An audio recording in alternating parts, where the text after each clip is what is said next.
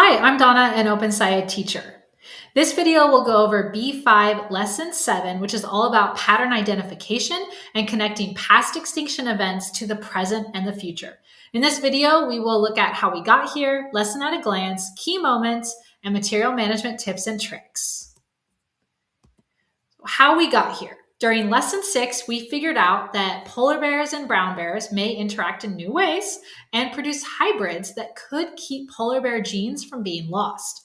In this lesson, we're wondering, how do past patterns of extinction help us understand consequences of extinctions presently and in the future?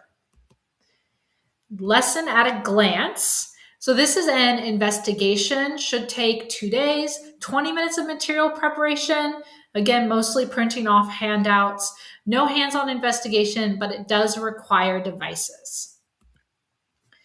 There are 3 sense-making loops, so let's see those in more detail.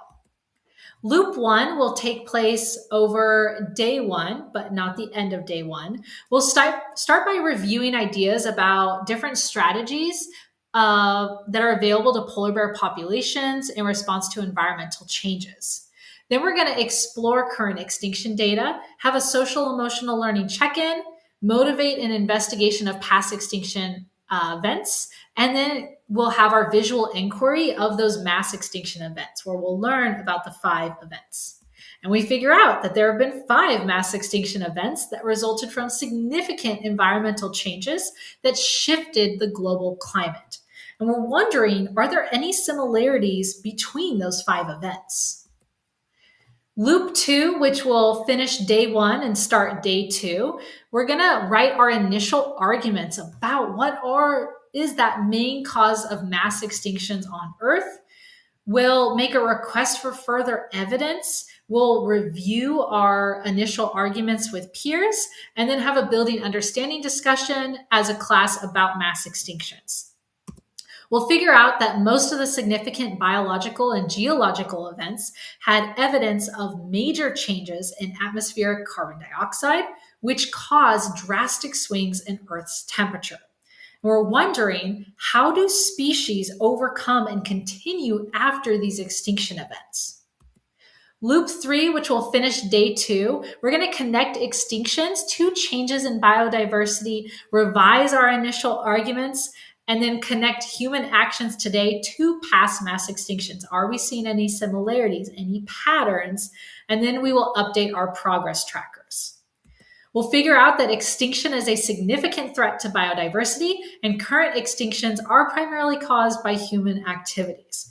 And we wonder, what can we do to protect species? What we figure out through the entire lesson. There have been 5 times in Earth's history where significant environmental changes have caused extinction of 75% of species or more. And biodiversity is necessary for ecosystem resilience, and extinction decreases biodiversity. And then lastly, Earth's present-day climate has similarities to past environmental conditions that caused mass extinctions. Let's see the key moments. Starting with part 1, we're going to start off by looking at the impact of what would happen if polar bears disappeared. So if we took polar bears away from the ecosystem, what populations would decrease? What's going to increase? What populations are going to stay the same? And then how is this going to affect human activity? Not just thinking about food sources, but also tourism. What people go to the Arctic to see polar bears. So how is that going to affect the humans that live or around the Arctic? And is there a domino effect? If polar bears get removed, is it going to just impact seals, or is it going to impact the food that seals eat? And then these other creatures that eat that food, there's that domino effect. Part 2 will explore current extinction data. So what do we notice about extinction rates and what species are most vulnerable? We'll see that plants are the most endangered, that amphibians have high rates of extinction, especially compared to birds and mammals, and that extinction rates are higher, significantly higher, after the Industrial Revolution. And a lot of times I'll ask my students, why do you think that is? What changed? And quite quickly, students will talk about pollution, smog. And I'm like, okay, well, what's in pollution? And then they go back to, oh yeah, carbon dioxide. I'm like, okay, carbon dioxide levels are changing. Part 5 will have our visual inquiry of those past mass extinction events. And we're looking for patterns in the evidence. What similarities are we seeing? What differences? Do we see words that are the same? For example, some students might not know the definition of ocean acidification, but they might see it pop up on multiple of the mass extinction events. Like, all right, that's a pattern. So we're seeing that carbon dioxide levels are increasing. There is a lot of ocean acidification. There's increasing ocean temperatures, that 75 to 96% of species died. That number always fascinated my students. Because when you think about our current world, if you were to take 75 to 96% of the species and they all went extinct, what are we left with? That usually is quite an interesting conversation in my class. And then lastly, we're seeing that each event was triggered by a change. And these were usually quick events, volcanoes, asteroids, increasing photosynthesis from plants. Part 6, students are going to write their initial arguments. So they're going to individually write an argument supported by evidence.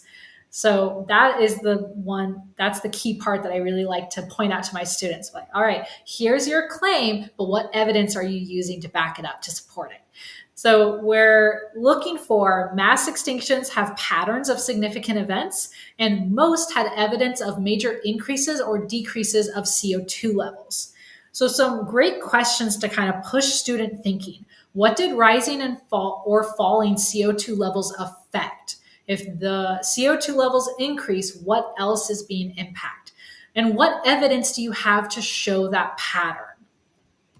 Part 9, our building understanding discussion. We're going to arrange into a scientist circle, and the discussion is going to allow the students to figure out that Earth temperature changed with each event, that CO2 levels changed, most extinctions affected were marine life, and a point of disagreement might be ocean chemistry.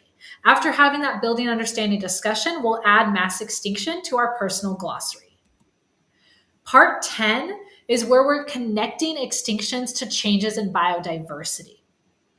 And this is where, looking at this image, my students pretty quickly, they're like, what happens to biodiversity during each mass extinction? They're like, it goes down. Less animals, less biodiversity.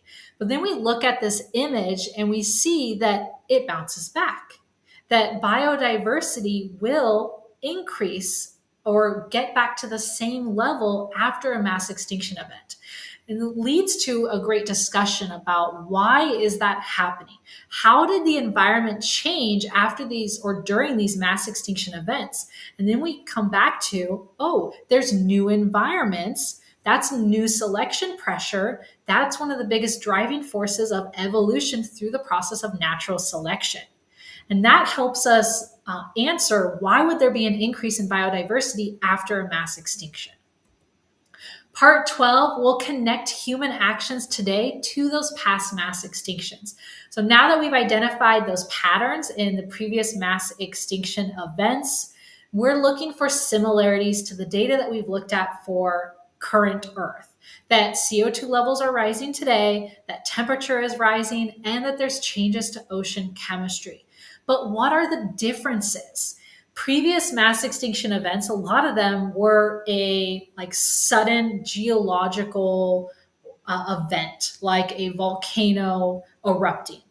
Well, today, these are small changes that are occurring and we have some control. I really like to end part 12 on a optimistic note of we have control over what is happening currently, and we can have an impact on the species that are endangered. And that's really kind of talking about what are the consequences of the current environment if it continues the way it is. So where do we go from here? We investigated past mass extinction events, their causes, and connected the causes to events happening today. So now we wonder, should we protect species like the polar bear from extinction? Management tips and tricks. Common student questions that I get. First one, are mass extinctions inevitable? We see that they've happened in the past. There's some data about similarities to today's environment. Is it something that is avoidable or not? There's a great discussion you can have there with students. If the biodiversity rises, why do we care? I usually like to bring it back to scale. All right, if biodiversity rises, how long did that take in the past? Okay, millions of years. Do we want to wait around a million years? Probably not. And then finally, are mass extinction events needed for new species to occur? Going back to that biodiversity piece of it. And then I really like to encourage questions about climate change. It is something that we talk about in this lesson, and it gets further developed in other OpenSciEd units. And just kind of making it clear, go ahead, ask your questions, really allows students to explore the idea and figure out those similarities and patterns to today's environment to the past extinction events. Personal glossary management, we're going to encounter family and mass extinction. No poster management in this lesson. Thank you so much for watching this video. This lesson does a great job of showing how life on Earth has always continued after extinctions, and that new environments and selection pressures can lead to lots of speciation. Thank you again, and you got this.